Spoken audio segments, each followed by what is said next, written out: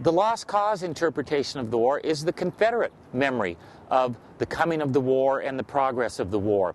And there are several elements that are absolutely central to how former Confederates remembered this conflict. They had to come away from an all-encompassing defeat, a shattering defeat, with some way to keep their honor intact and to hold their heads high. And so they argued first that it hadn't really been about slavery.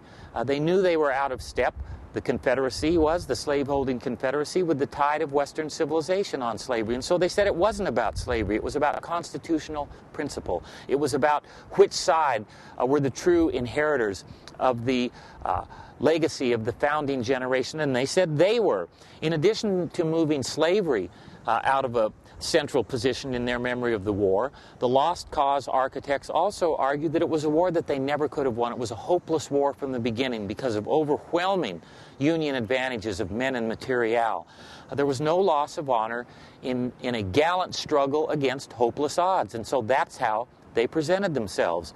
They also focused on Robert E. Lee because Lee was the best card they could play. He was the most important Confederate during the war.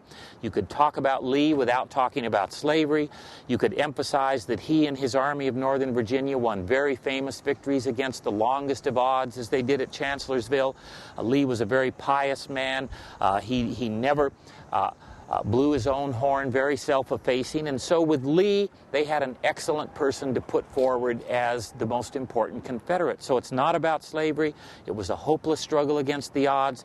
But under the leadership of Robert E. Lee, they put up a really staunch and valiant struggle, supported on the home front by women who were loyal, white women who were loyal to the cause, and by slaves who were also loyal to the cause. So in the Lost Cause version, your Confederate population is gallant soldiers, devoutly loyal women behind the lines, and slaves who were really on board with what their masters were trying to do.